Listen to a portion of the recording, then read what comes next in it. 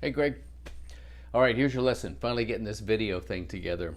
I've got pretty much all new equipment and I've had success with many lessons on my new setup, but every now and then there's a little snafu, but we got it together pretty much.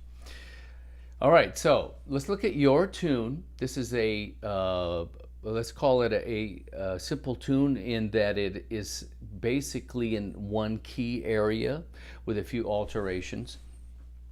Basically, what I want you to get out of this lesson is this modal concept and how, even though we're changing chords, you are playing the same notes of a scale for the most part. But what'll make the cool thing, you've probably realized at this point that you can play like a C pentatonic or some kind of a C structure or arpeggio around all of these chords. But when you get to these dominant seventh chords, and especially the E7, that's the big one. So that's what we're focusing on this lesson.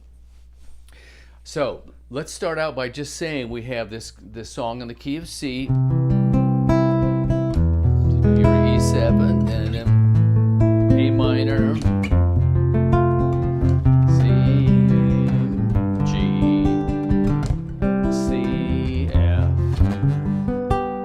going to the bridge. That's that A section.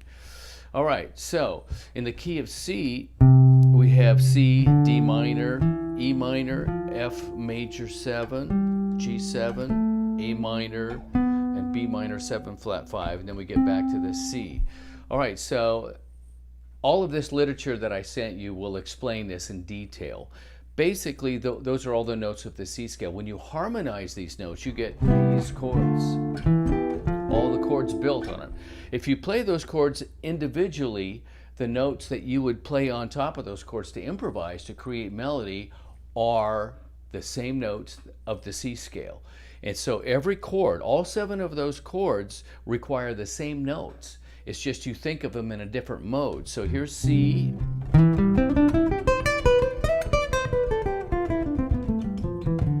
D minor,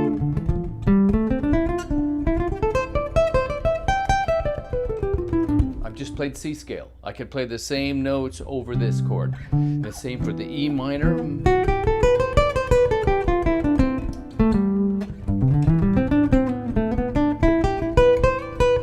So I'm just looking at C scale on the entire fingerboard. This is the relationship between the chords, the modes of the C scale. Same with F major 7, G7. Here's the dominant 7. The C scale starting on G. All right, so in your song we have a C, and of the C scale we have an F major 7, we have a G7, and we have an A minor 7. Those are all part of the C scale. So I want you to take a little bit at a time, and you can play C scale, practice it all over the fingerboard. I gave you the traditional patterns that you can practice. Maybe just start down here with a couple of positions for the first few weeks or whatever. And then there's 3 notes per string patterns that I really like a lot. And then there's the simple pentatonic.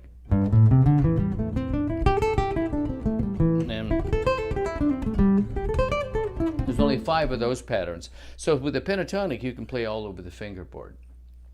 All right, so when I play any of the chords that belong to the key of C, I'm just going to be playing C scale, but thinking of it as starting on that note, because every mode, every chord has a different tone. That F major 7 with that sharp 11 there, which you'll learn about, it's just a C scale, but I hear it in the key of F, so you play a little differently.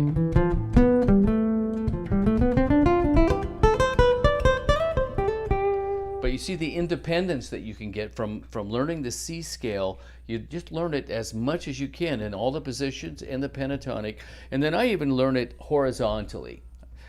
So you can play C scale. And that's how you really learn to create melody.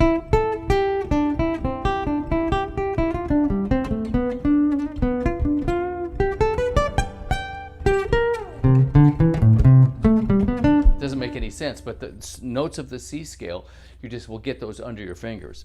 Now, let's move along to this E7 chord. This is out of the key because it's an E7 chord, and in the key of C you actually have an E minor.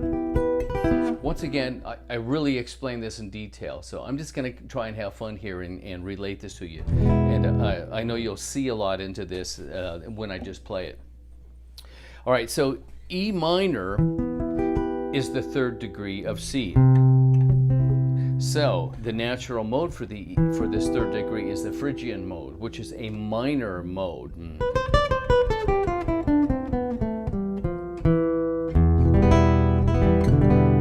That's that minor mode. All right, but it has in the key of C, it has some other textures which make it an altered chord if you add that G sharp, which you're doing when you play that chord. You go from the G natural to the G sharp. All right, when you do that, you take a whole new vibe on with this E7. It becomes an altered kind of sound. And I can tell when people play these chords and they get into a situation like this, it tends to be a little ambiguous. People don't know quite what to do with it. So I've explained that, why that happens and how you can get around it in those notes. So we're going to look at this as an E Phrygian, which is the third mode of the C scale. So we can actually just play C scale.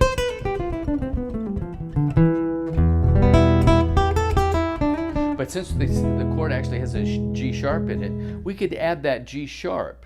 Now, if you're looking through the modal system, when you add that G sharp, it actually becomes a Phrygian major chord, which is an altered chord sound. And I talk about the parent system in here too, where you have major scales, melodic minor scales, and harmonic minor scales. So the Phrygian major is part of the harmonic minor texture. So it sounds really complicated, but it's really not that much. So here's the cool thing. If you play that Phrygian with the G sharp instead of the G, now here's what you'll get. Here's your C, yeah.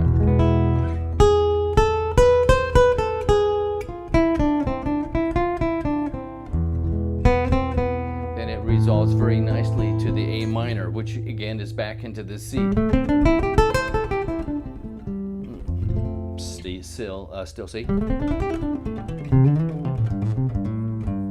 So anyhow, I'm going to play the song for you, and I'm just going to play around with this altered thing on not only just the E7 that's added to it, any kind of a dominant seventh chord, even within the structure of a song that is all one key. Like your G7 here is the natural dominant in the key of C. You can also alter those notes too to add a little bit of dissonance to it. You get a little tension and then release back into the C.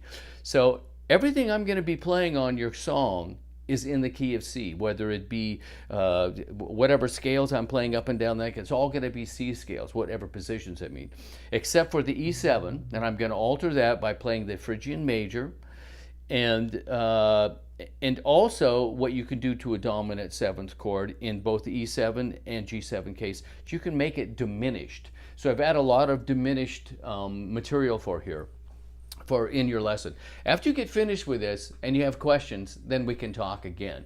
But you'll get a lot of it just from the videos here. So let me just do a diminished texture for the E7. Here's your E7. That's the diminished. What a diminished is that it's basically built on the dominant seventh of a chord, the seventh. It has a flat 9 and a third and a fifth.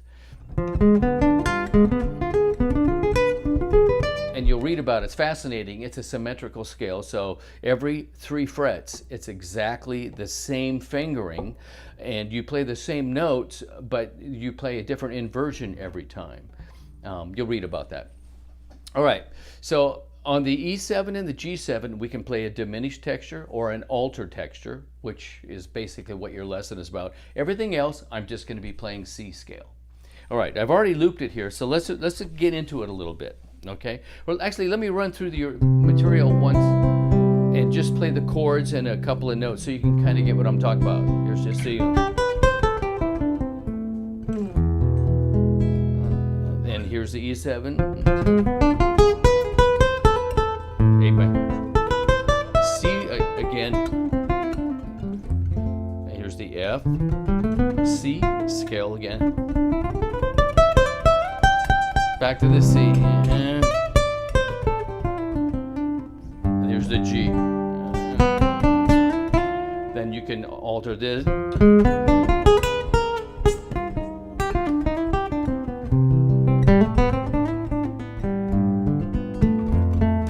All right, now some of these altered structures can be a little too jazzy for particular genres. So, but I just want to show you the flexibility. And when you play it a little differently, sometimes you can really stretch it out. Sometimes you don't really need to. But it'll be fun either way. All right, so I'm going to play the whole song. I've looped it, and I'll just play a little bit. Okay, let's start right on the top here.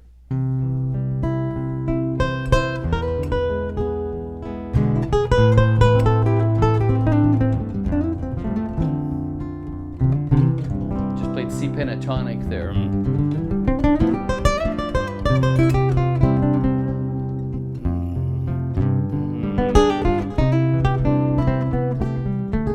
So, that was that diminished.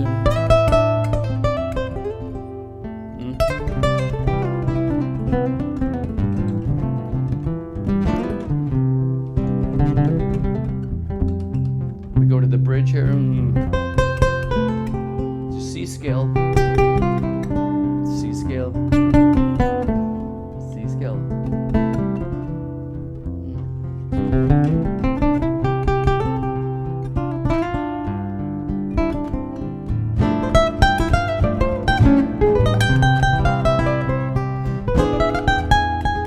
For G major.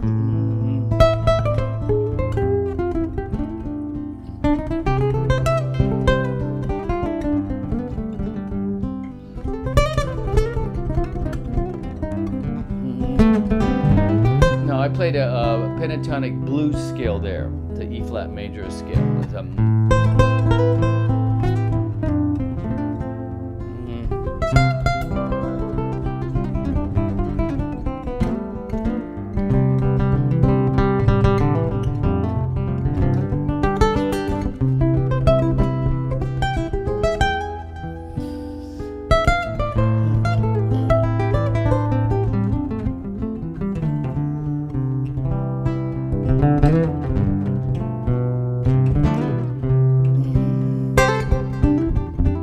It's all just C, C.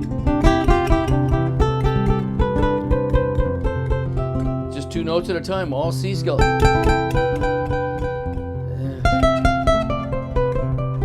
Now let's go to an altered thing for this G.